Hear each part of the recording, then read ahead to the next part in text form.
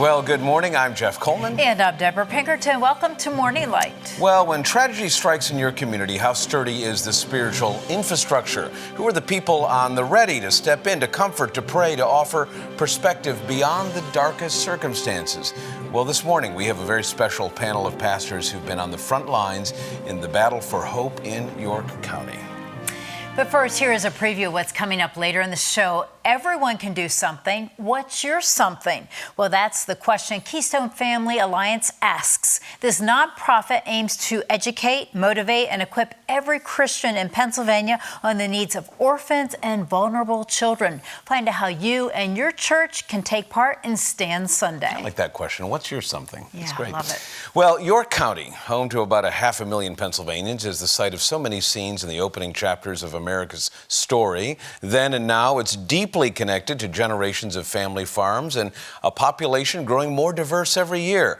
42 police officers have died in the line of duty nationwide this year, but in York County, they lost 4 law enforcement officers in just 2 police shootings, an extraordinary statistic.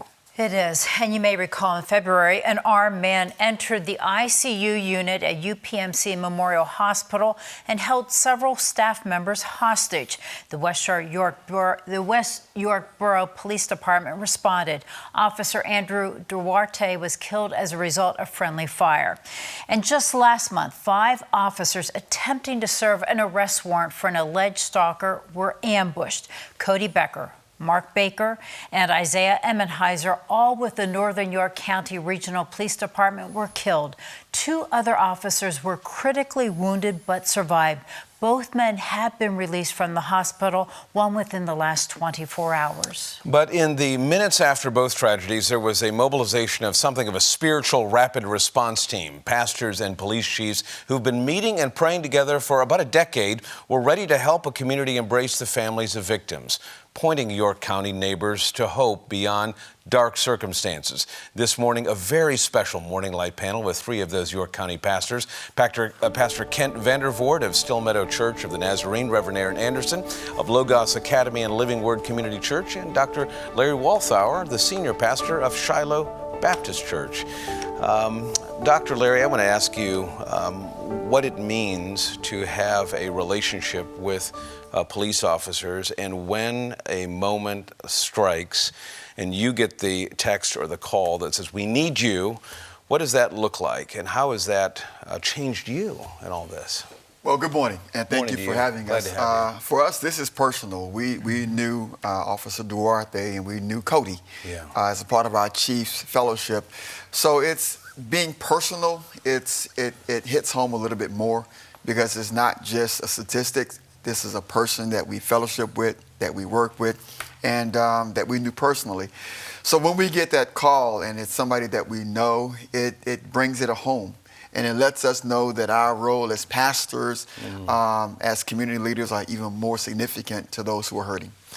Can you tell me, Ken, is there a resistance at some point? I know people are always trying to find this balance between what role the church plays or how much God do you let into the public square. But in a moment of crisis, when people are trying to find answers and they're deeply vulnerable, is any pushback? Anybody say, this is not the time for religion or not the time for God? In our local community, we did not experience that. Yeah. If anything, what we experienced was because we built relationships over time, we experienced the desire for us to be there. Literally, when the event happened September 17th, we got a call that afternoon and we had 14 pastors respond. 14? Yes, from our community. So what does that look like? What do you do in that moment then? You pick up your phone and you call. Hey, Aaron. Hey, Larry. Hey, Bill, can you respond now to the police station? Chief Lash has called. We need people. We don't know what that looks like. We don't know all that's going on. We just know that there's been a loss of life, and we know there's others who are fighting for their lives. And that was the extent of the information we had. But as soon as that call went out, we had within an hour, we had 14 pastors available to begin to meet needs. And then we dispatched part of them to the hospital to be with those families that were involved there. And then the rest of us remained, and then we were there supporting throughout the whole way through the funeral, and then there's continued follow-up. So Aaron, when you think about a community and the needs to build a spiritual infrastructure, how do you assemble the right people so you get the right people there? How do you make sure that it sufficiently represents the population within your community? How did this happen? Yeah, well, 10 years ago, it was 2016, in the middle of the national kind of uproar. It was a hard year. It was a tough year. Yeah. Been a number of police shootings. It was actually me and a couple of our local black ministers, Dr. Walthour, Pastor Kearney. We just met and we began to pray, and it's we would say sort of a move of God in some respects. Now, we had relationships already, and so we came together and we just began to say, what would we do? And, at that point, I can't emphasize enough what these guys have already said. The relationships, just even between clergy, were so critical. Then we had to extend that out into our police chiefs, and they were very receptive. I mean, we did not face resistance. Even our local community political leaders, very eager to have us come and be a part of that. And I think it just took 10 years of us meeting. We meet every month together with our police chiefs. Those relationships, it's trust out of that. All of this has come. Doc, what if it isn't there? What happens? Put a community next to your county or another, a larger urban center, for example, that does not have this, because these events are tragically happening a lot. School shootings, police shootings, all kinds of violence. But what you hear people reject is this idea of just somebody coming in and saying hope and prayer. We just pray. But it doesn't feel like it's connected to actually men on the scene saying, can I pray with you? Can I hold your hand? Can I be there for the widow, the widower? What happens when a community doesn't have this? You see what's happening nationally. We had a group from I think it was Alabama or Mississippi that came in and heard about what we were doing. Right. And they sent a delegation to come into one of our meetings. And one of the things that they highlighted was that it wasn't just chiefs and clergy. It was like friends. We would laugh. We had built relationships. So many times tragedies happen, and you hear this time and time again, our thoughts and prayers. And it becomes a tagline. If you have thoughts and prayers with no relationships, it's meaningless. I see. I think what we have over time, we've built that trust, we've built that confidence. And so what you saw on that day was the result of 10 years of relationships. Exactly. If Chief Lash had not been in relationship with us, we would not have been there. Right. Yeah. But it had been 10 years of getting to know him. He invited us into his roll calls. We had trainings with his staff. We had trainings with his officers. So it was really authentic. It wasn't something that was a paper stamp or rubber stamp. It was authentic concern because we know him. And we love him, and we support him in his agency. Yeah. So I guess I just need to ask a very practical question. Outside of police chiefs and pastors meeting together, there seems to be a world of neighbors not talking to each other where this particular model could be applied to lots of areas of life. Politicians passing budgets or anything like that. What have you learned about yourself, stepping into a room, different denominations, different races, different professions, different pressures about yourself that you could tell somebody out there, hey, when you step in, here's what you're going to find? Well, the first thing you have to do is you have to be willing to go in and intentionally loiter. You have to become part of the fabric. And then the other thing you have to do is you have to be willing to learn how you can become part of the shared community life. And by that, you have to go through common events together. As you experience those events, it begins to allow you to have that relationship. And then you begin to have... Not just a tragedy. Not just a tragedy. Right. So we were going to roll call before this happened. Myself and our senior pastor, Josh Kleinfeld, we would go in every other week. So I've seen this on Chips and other TV shows. Roll call is the morning... Yep, shift change. Yeah. That's really what it is. It boils down to shift change. And that's in any industry. So, your role is to come in and just intentionally loiter. Get to know people. Allow them to get to know you. You become a part of their world. And then when you have common shared events, that begin to allow you to then begin to discover relationship. And then out of that relationship, you get opportunities, and they'll come up and say, hey, can you go see so-and-so? I think somebody over here needs to talk to you. And so you don't get that if you don't make the investment. Pastor Aaron, this is not just nice guys getting together who care about the community. These are people who have at the center a relationship with Jesus. They are bringing in the temperament, the attitude of a believer. How does that piece of it make the difference in this? And it's just not neighbors who said, I should go hang out in the lobby. Right. I mean, there's no question that what fuels the pastors who've been involved in the churches that have been involved in this is that love, mercy, compassion of Christ, wanting, I think of 2 Corinthians 2 that talks about being the aroma of Christ, that gives life to the world. I think this group of people are a group of people who are selfless, they're humble, there's not a lot of ego in the room. There's no, when we did that funeral together, there was no really talking about this as my church or this. We came together as a body of Christians together to serve. And so I think that sort of infuses it, is that kind of humility. And that is, I think, what gives off the aroma of Christ. And I think our officers and our public officials know we're there to serve. We're not there to get something else out of this. Well, you have the last 30 seconds here. This is a world on edge this morning. Ukraine, Russia, Gaza, Israel, just about any scenario you can imagine. There is tension, anxiety, and fear.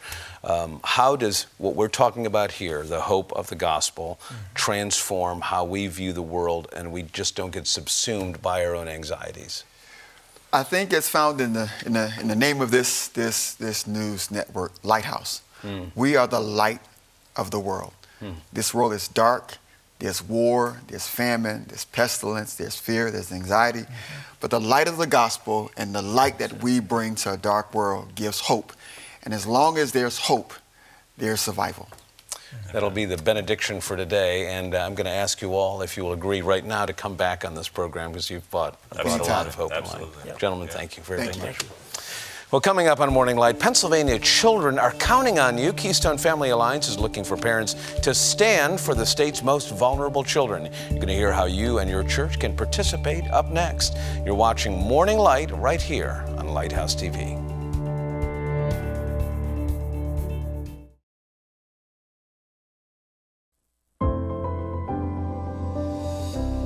Welcome back. Across the U.S., more than 400,000 children are in foster care. Pennsylvania has about 14,000 children in the system. Nearly 3,000 are waiting to be adopted. Keystone Family Alliance is hosting multiple Stand Sunday events around the state. It's an effort to get churches to provide support for foster families. Joining me is the Executive Director, Vince Smith. Thanks for being with us. Yeah, good morning. Thank you. So remind us about Keystone Family Alliance. Yeah. So Keystone Family Alliance is bridging the gap between the church and the child welfare system here in the state of Pennsylvania, with nearly 14,000 churches and about 14,000 kids in foster care. The church is the solution, so we just want to educate every Christian in the state on the needs, motivate them to do something to care for vulnerable children, and equip them to be able to do that well. So what is the situation as far as foster care in Pennsylvania? It definitely can be defined as not enough. Yesterday I was in one of our county Children and Youth Services offices, and the director was telling me that last week they had a child sleeping on a bench in their office. I've been in about 20 offices where directors this year have said, every one of them has said, we've had children sleeping on benches in our offices because we don't have enough homes. We're watching sibling groups or siblings that are being separated when they're brought into foster care because there's not enough homes. Children being placed in group homes, not because they're troubled children, but because there's not enough homes willing to take those children. And with the child welfare system with social workers, so many of our agencies right now are understaffed by at least 50%. So I think not enough defines what we're looking at right now in the system. Heartbreaking. Yeah. You are doing something with an event next month to encourage churches to get involved. Yeah. Talk to us about Stand Sunday. Yeah. So Stand Sunday, also known as Orphan Sunday or Pure Religion Project, is a nationwide event that's happening on November 9th. It's the second Sunday in November every year. Keystone Family Alliance, in the 32 counties where we have coordinators, that evening will have an event. You can go to our website to find out what that event looks like locally. But more importantly, we want to equip pastors to do something on that Sunday morning to speak up for vulnerable children. Pastors have a voice that's exponentially more influential than ours ever will be. And James 1:27 tells us that real religion is to look after orphans and vulnerable children. So Stand Sunday is really just this opportunity to say, hey church, will you stand up on behalf of vulnerable children in your community? Now Stand Sunday is on November 9th, but if a pastor can't do something on that particular Sunday, we just want to encourage them to do something on a Sunday throughout the year.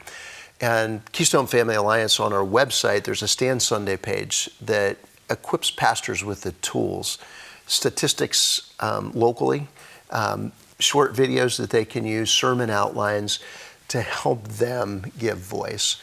And a church just last weekend, a large church in Lancaster County, a pastor stood up and talked about the needs in his community, and we saw several new families step forward to start the licensing process to become foster families. Several more of them said, hey, we're going to wrap around those families by providing meals and transportation. We call those care communities. So we know every time a pastor gives voice, we love watching Jesus followers step into this space. And it's been going on for a number of years. What type of difference has this Stand Sunday made? Yeah. So we have the privilege to get a front row seat on how this is working in Pennsylvania. Over the last couple of years, we've seen hundreds of churches do something that a couple of years ago were not doing anything.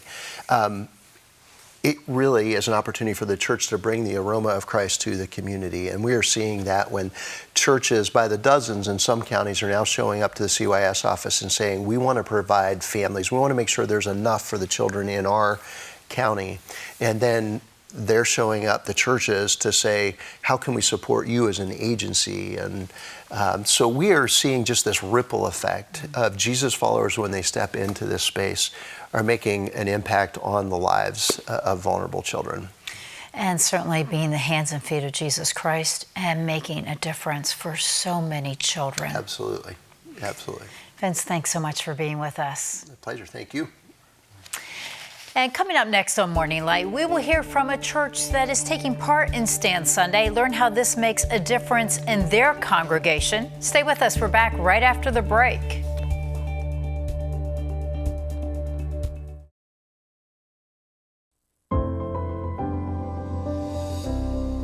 You just heard the mission of Keystone Family Alliance's Stand Sunday. Joining me is Abby Flanders with West Shore Free Church. She serves as the lead for the Family Advocacy Ministry. Abby, thanks so much for being with us. So tell us, how did your church get involved with Keystone Family Alliance? I first met Vince and his Cumberland County team when our church partnered with Keystone Family Alliance. They help to educate and equip our ministry team as well as our volunteers, and they also create connections with other churches serving in this area so we can share ideas, share resources, and meet needs together. I became involved because my husband and I are foster parents ourselves, and as we were serving as foster parents, we experienced the benefit of a care community that surrounded us. And that is the mission of Keystone Family Alliance. They want to encourage everyone to do their something to support the families serving vulnerable children if they can't open their own homes themselves. And so we wanted to come alongside that effort. So you personally knew the need. Yes. Yes, the need for new foster families or anyone willing to step alongside foster families to serve is so great. The care communities themselves really extend the longevity of the foster family to make sure that open homes remain open homes. As Vince said earlier, there aren't enough. So how does this play out in your church? Our church has, as I said, a family advocacy ministry, and in that we serve foster, kinship, and adoptive families. I am the advocate for the foster care portion of that ministry. And what that looks like is surrounding families with wraparound care through what we call care communities. That is a group of 6 to 8 individuals with varying skills or interests. Some might provide meals, some might provide transportation, some provide childcare. Everyone serves about once a month, and through that we meet tangible needs and live out our call in Galatians 6:2 to bear one another's burdens. Share a personal journey with us. Sure. I personally love to see Scripture played out in real life, and I believe that a care community is Romans 12.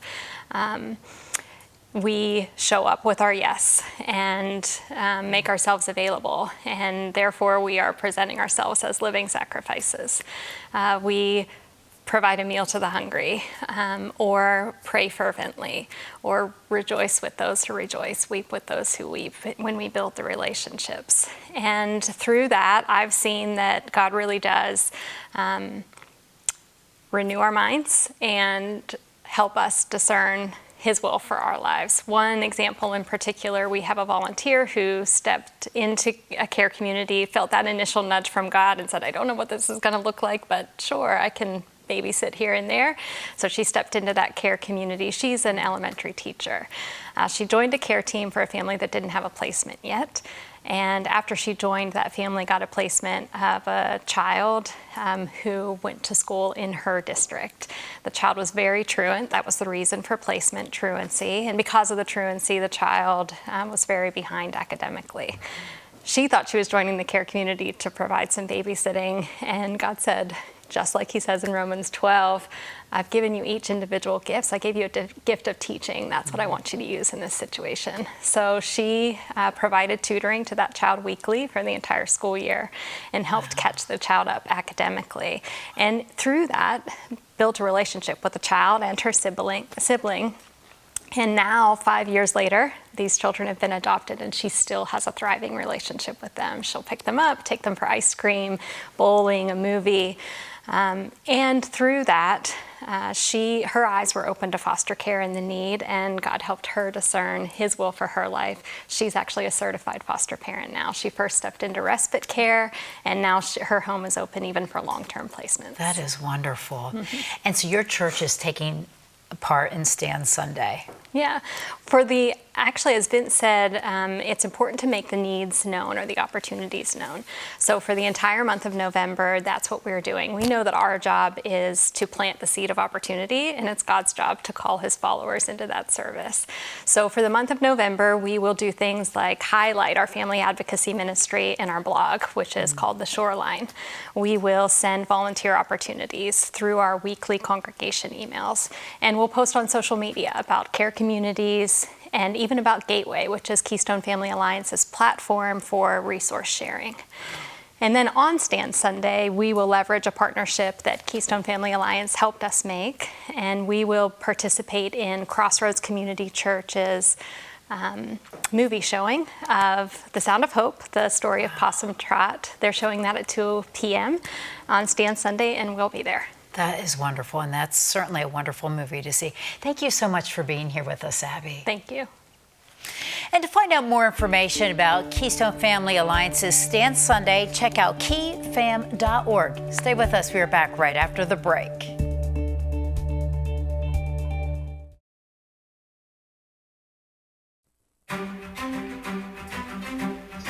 Welcome back. So last night I was honored to serve as the MC for the Green Light Operation Gala. You remember them? They're the organization we feature here from time to time on the front lines in the fight against human trafficking. Thanks to so many of you, their $100,000 goal was shattered by many thousands. Congratulations, Operation Green Light. Well, we began the week with incredible news. The 20 surviving Israeli hostages were coming home. The images of those beautiful reunions beyond belief, a wellspring of joy after 2 years of an excruciating wait for those families. Yesterday on Morning Light, Pastor Hana Masad from Gaza showed us images of what's happening on the other side of the wall with the tiny, shrinking population of Palestinian Christians and their Muslim neighbors. A population trapped between Hamas militants and one of the world's most powerful armies. Pastor Hana's congregation is now dispersed all over the world. Those who remain are doing what is humanly impossible, forgiving those who destroyed their homes, killed their children, and caused unspeakable pain. But why? Pastor Hana says, because we Christians have been forgiven so much. How could we not forgive? Pastor Hana is right. And it's a timely reminder of the gospel, the good news we all really need to hear every single day. For Debra and the entire Morning Light team, I'm Jeff Coleman. Thanks for spending the week with us. Now go check on your neighbors, and God willing, we'll see you back here next week.